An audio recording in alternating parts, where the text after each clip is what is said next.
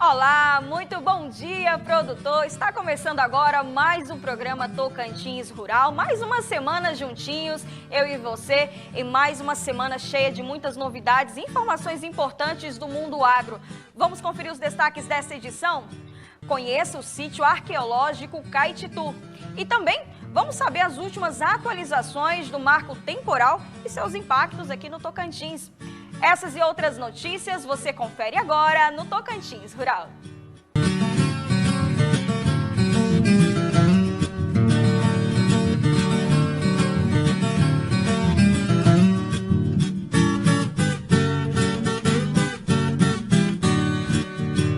E a gente começa essa edição falando que, localizado ali no município de Lajeado, a 65 quilômetros de Palmas, o sítio arqueológico pré-histórico Caititu encontra-se na área de proteção ambiental APA da Serra ali do Lajeado. Esta área foi estabelecida em 1997 pelo governo do estado do Tocantins, com o propósito aí de preservar os sítios arqueológicos e históricos existentes ali naquela região. A jornalista Sara Pires visitou o local e mostra tudo pra gente agora. Há cerca de 5.000 anos, aqui no estado do Tocantins, já havia habitantes, há mais tempo do que isso, mas as figuras rupestres mostram, em média, esse período. A gente conversa agora com o Rômulo, do IFAM, que vai explicar melhor sobre o sítio arqueológico aqui de Lajeado. Rômulo, muito obrigado pela sua participação. Eu queria que você explicasse para a gente, o que significa essas figuras, como foi descoberto o sítio aqui de Lajeado, o sítio Caititu. Bem, esse sítio aqui ele foi descoberto entre final dos anos 90 e início dos anos 2000, durante os estudos arqueológicos que fizeram no licenciamento ambiental da barragem de Lajeado. Veio uma pesquisa da USP e eles fizeram todo o levantamento em toda a área que ia ser afetada pela barragem e encontraram esse sítio aqui. Rômulo, as pessoas que estão nos acompanhando, de todo o estado do Tocantins e até de fora do estado, como é que elas fazem para poder vir conhecer? Pode ou não pode? Pode sim. Esse aqui é o primeiro sítio no Tocantins que é aberto para visitação. O IFAM fez todo um trabalho de preparar o sítio com passarela, com sinalização, com trilha, com trabalho de conservação, justamente para poder receber visitantes. Esse sítio ele se encontra tanto na área da APA do Lajeado, da Serra do Lajeado, quanto em uma propriedade privada. Então você tem que entrar em contato com o proprietário para marcar, agendar um horário para poder visitar o sítio arqueológico. Certo. Fala um pouquinho da importância do trabalho do IFAM junto ao sítio arqueológico, por exemplo. O IFAM é responsável pela gestão de todo o patrimônio arqueológico brasileiro. Aqui no Tocantins nós temos cerca de 2.000 sítios arqueológicos conhecidos. Então o trabalho do IFAM é fazer com que cada um desses sítios ele seja preservado e devidamente promovido para que seja fruído pela população em geral.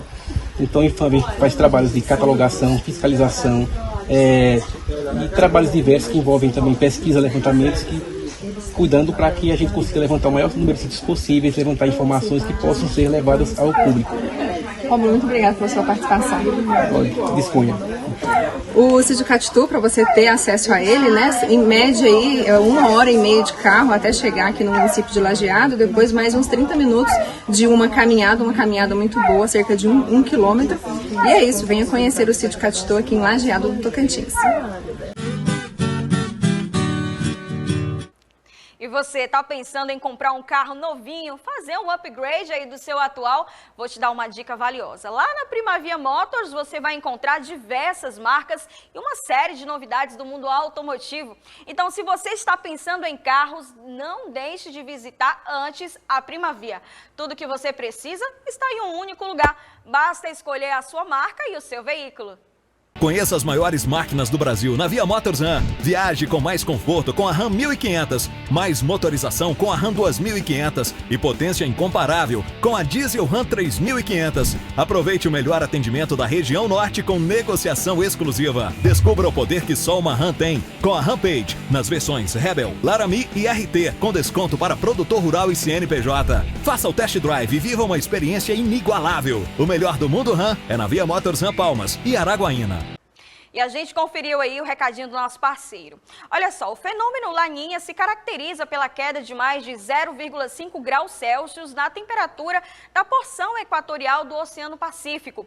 Quando o fenômeno está ativo, o volume de chuvas costuma diminuir no sul do Brasil, causando aí estiagem, em muitos casos, aumentando aí nas regiões norte e nordeste do país. Caso ela se confirme, a primeira consequência é o atraso aí no início do período úmido na região central do Brasil. Aqui no Tocantins, as perspectivas são melhores, inclusive na região norte, já que essa região enfrentou uma seca histórica em seu período de cheia. Tá aí, tem perspectivas melhores aí para o produtor com relação a esse fenômeno aí, o Laninha. Bloco comercial chegando, mas fique por perto porque já voltamos com mais informações importantes do agro para você.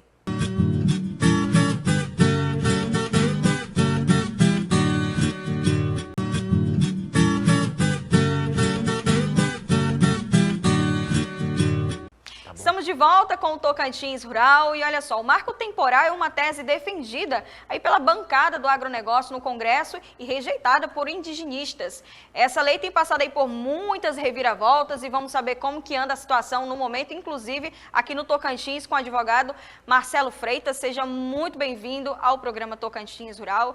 Eu gostaria que o senhor explicasse para a gente, para o pessoal que está nos assistindo, o que é essa tese, o que é o marco temporal? Olá, Irlane, olá, telespectadores. Bom, o marco temporal é uma tese jurídica, né, amparada jurisprudencialmente desde 2009 com a questão do Raposa Serra do Sol. E nessa tese jurídica, a tese jurídica, ela defende o quê? Essa tese jurídica defende que a demarcação das terras indígenas, é uma tese para a demarcação de terras indígenas, né, ela deve ser feita pelos índios, para comunidades indígenas que estavam na terra até a data da Constituição Federal de 88, ou seja, 5 de outubro de 88. A comunidade indígena que já estava nessa terra, ela tem direito de pedir a demarcação de sua terra. Após isso, ela não teria direito de pedir a demarcação da sua terra, né? Em 2009, foi apoiado e aprovado ali pelo STF, não é? Mas voltou-se a discussão, não é? E aí a Câmara dos Deputados, ela afirmou, ou seja, aprovou a questão do marco temporal, o Senado aprovou a questão do marco temporal, o STF, agora já com essa nova turma, ela reprovou a questão 9-2, reprovou a questão do marco temporal.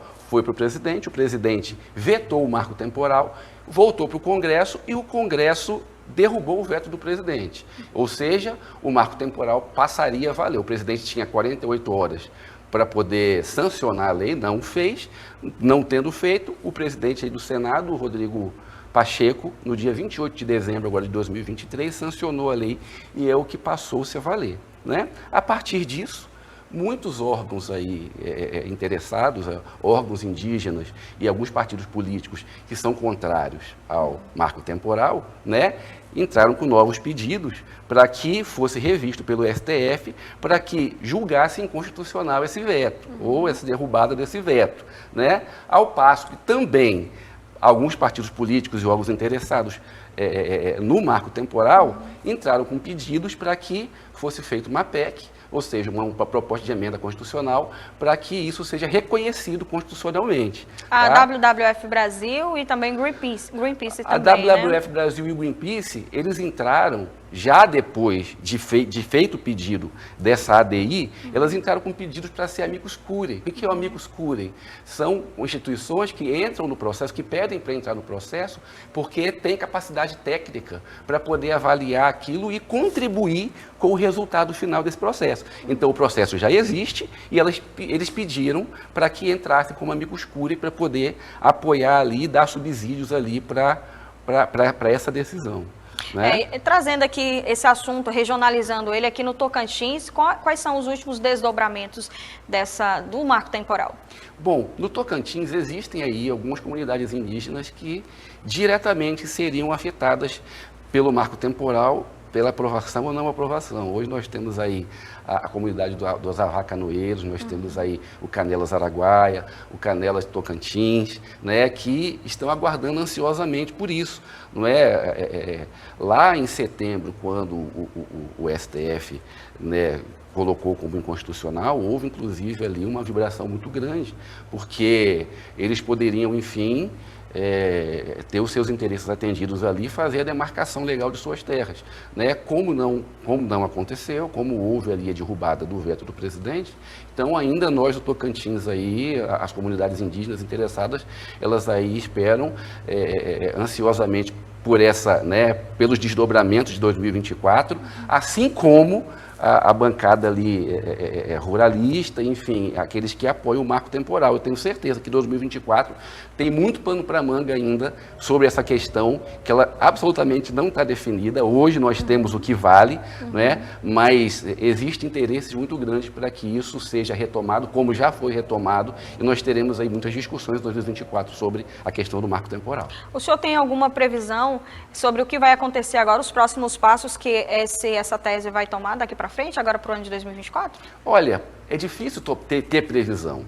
Está acontecendo. Então, nós precisamos agora aguardar pelo STF, o tempo do STF, para avaliar isso, não é? Até porque existe o contraditório, né?